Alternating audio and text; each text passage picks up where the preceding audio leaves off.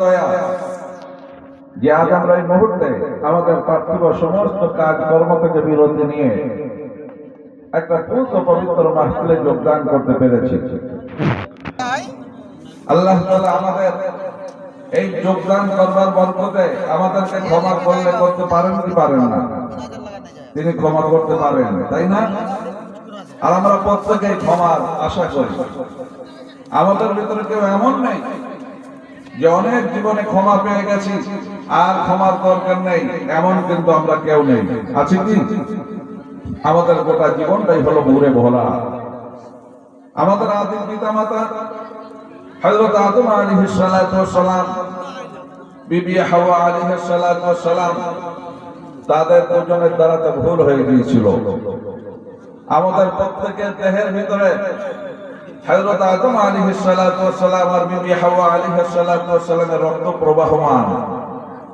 সুতরাং আমরা হলাম তাদের সন্তান, তাই আমাদের দ্বারা তো ভুল হয় কি হয় না? এখন সেই ভুলের ক্ষমার দরকার আছে না নেই?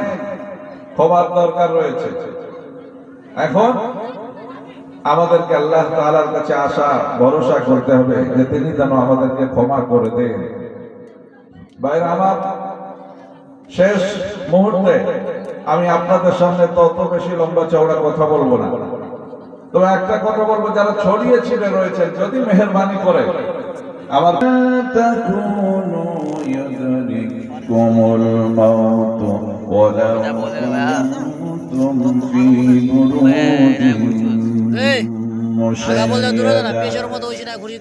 আল্লাহ রাব্বুল আলামিন বলেন, তোমরা যেখানে যাও না কেন, যেখানে তোমরা থাকো না কেন, মৃত্যু তোমাদের কাছে গিয়ে হাজির হবে। যদিও মৃত্যুর হাত থেকে বাঁচার জন্য বান্দা তোমরা কোন মজবুত দুর্গ বা কেল্লার ভিতরে গিয়ে আত্মগোপন করো, সেখানেও কিন্তু বান্দা তোমাদের কাছে মৃত্যু গিয়ে হাজির হবে। মৃত্যুর হাত থেকে বাঁচার কোন উপায় নেই। যে যত বড়ই রথী মহারথী হোক না কেন, কেউ যদি মনে করে আমি খুব ব্যস্ত মানুষ, সুতরাং আমি আমার ব্যস্ততার দোহাই দিয়ে মৃত্যুর হাত থেকে রেহাই পাবো, এটা কি সম্ভব? কেউ যদি মনে করে আমি খুব ব্যস্ত মানুষ, আমার ব্যস্ততার দোহাই দিয়ে আমার জন্য যে সুনির্দিষ্ট মৃত্যুর সময় রয়েছে সেই সময়কে একটু ডিলে করে দেবো, এটাও কি সম্ভব? কোনো মতেই সম্ভব নয়। আমরা জানি পৃথিবীতে একজন নবী এসেছিলেন, নাম তার হযরতে সুলাইমান আলাইহিস সালাতু ওয়াস সালাম। আল্লাহ তাআলা শাআনুহু হযরতে সুলাইমান আলাইহিস সালাতু ওয়াস সালামকে সারা পৃথিবীর রাজত্ব দান করেছিলেন।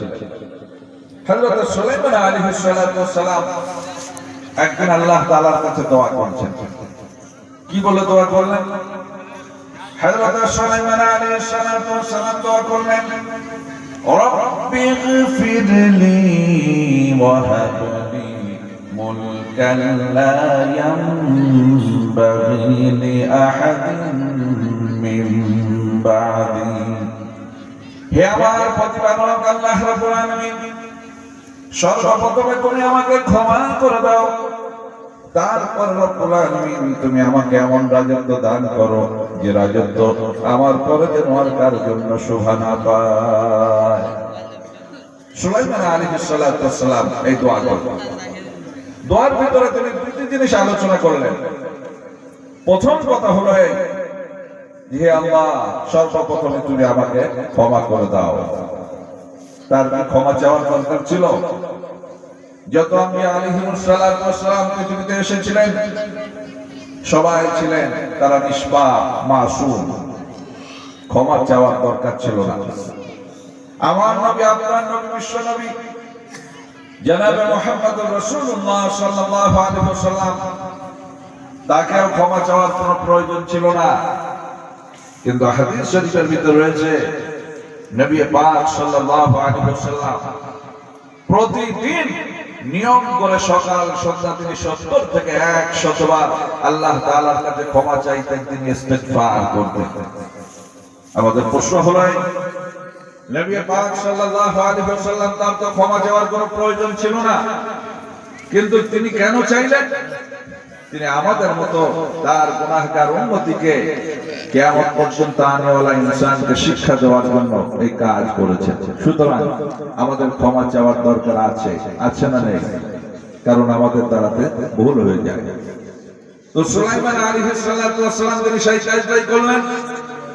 দ্বিতীয় দোয়া তিনি যেটা করলেন, তিনি বললেন, হে আল্লাহ, আমাকে এমন রাজত্ব দান করুন যে রাজত্ব আমার পরে যেন আর কারোর জন্য না মানায়, না শোভা পায়। দোয়া কবুল হয়ে গেল। কারণ আমাদের প্রত্যেকে জানা উচিত, আম্বিয়া আলাইহিমুস সালাতু ওয়াস সালাম, নবী রাসূল যারা পৃথিবীতে এসেছিলেন সবাই ছিলেন মুস্তাজাবুদ দাওয়াত। দোয়া করলেই তাদের দোয়া কবুল হয়ে যায়। সুতরাং সুলাইমান আলাইহিস সালাতু ওয়াস সালামকে আল্লাহ তাআলা এমন রাজত্ব দান করলেন যে সারা পৃথিবীর রাজত্ব তাকে দেওয়া হলো। তার হাওয়ার উপরে রাজত্ব চলত। হাওয়াকে যদি তিনি বলতেন যে হাওয়া মৃদু মৃদু বয়ে যাও, তো হাওয়া মৃদু মৃদু বয়ে যেত। হাওয়াকে যদি তিনি বলতেন যে হাওয়া দ্রুত গতিতে সুপার সাইক্লোনে পরিণত হয়ে যাও, তো হাওয়া সুপার সাইক্লোনে পরিণত হয়ে যেত। পৃথিবীর এক প্রান্ত থেকে আর এক প্রান্তে হযরত সুলাইমান আলাইহিস সালাতু ওয়াস সালামের বিশাল একটা সিংহাসন ছিল। সেই সিংহাসনটা হাওয়ার সাহায্যে উড়ে চলে যেত।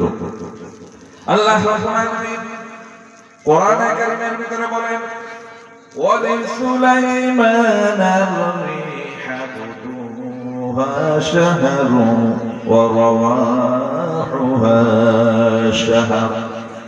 আল্লাহ রাব্বুল আলামিন বলেন, আমি আমার নবী হযরত সুলাইমান আলাইহিস সালাতু ওয়াস সালামকে হাওয়াকে তার অনুগত করে দিলাম। সুতরাং তিনি হাওয়ার সাহায্যে এক সকালে 1 মাসের রাস্তা অতিক্রম করেন, আবার ওই হাওয়ার সাহায্যে তিনি এক বিকালে আর 1 মাসের রাস্তা অতিক্রম করেন। সুতরাং একদিনে তিনি 2 মাসের রাস্তা অতিক্রম করেন। এত বড় রাজত্ব আল্লাহ তাআলা তাকে দান করলেন। শুধু তাই নয়, সমস্ত জীব জন্তু কীট পতঙ্গ সবার কথা তিনি শুনতেন এবং বুঝতেন। ওয়াউল্লিমনা মানতিকাত তায়র, সমস্ত জীব জন্তু পশু পক্ষীর কথা তিনি শুনতেন এবং বুঝতেন। কোরআনে কারীমের ভিতরে একটা দৃষ্টান্ত রয়েছে, ছোট্ট একটা দৃষ্টান্ত। আপনারা কি সেটা শুনতে রাজি আছেন? কোরআনে কারীমের ভিতরে ছোট্ট একটা দৃষ্টান্ত আল্লাহ তাআলা রেখেছেন যে তিনি কিভাবে একটা ছোট পিঁপড়ের কথা পর্যন্ত শোনেন। আসুন আমি আপনাদেরকে জিজ্ঞাসা করি, আচ্ছা বলুন তো ভাই, কোরআনে কারীমের ভিতরে কয়টা সূরা রয়েছে? কোরআন শরীফের ভিতরে কয়টা সূরা আছে গো ভাই? সূরা সংখ্যা কত? কোরআনে কারীমের ভিতরে 114টা সূরা রয়েছে। কয়টা ভাই?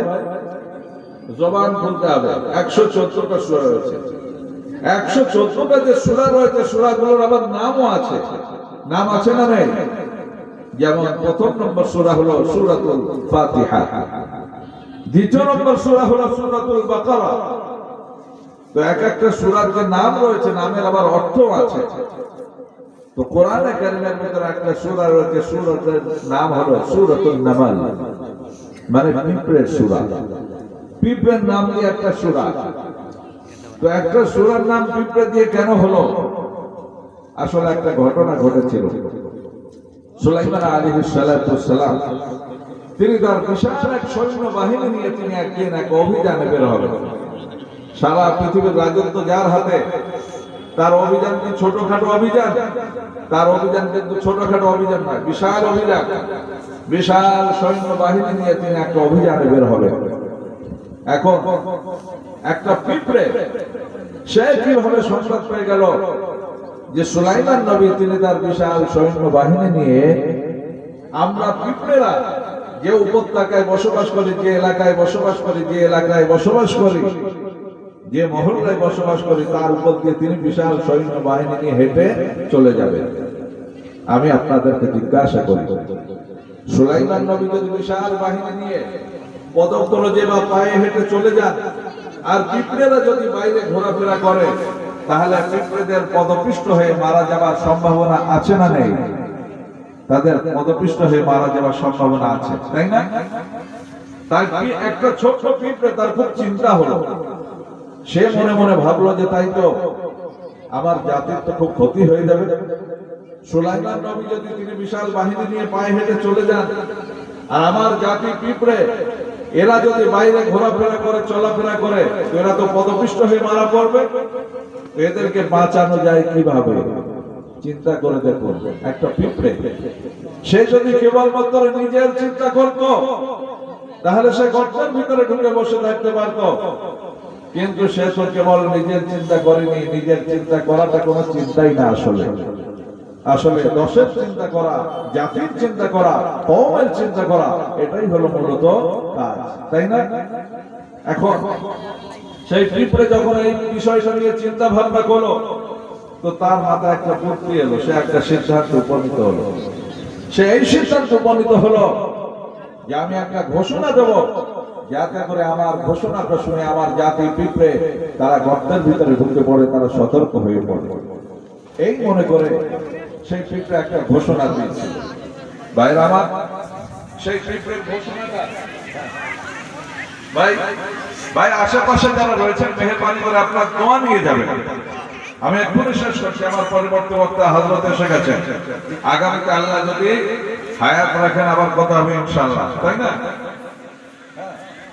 হযরত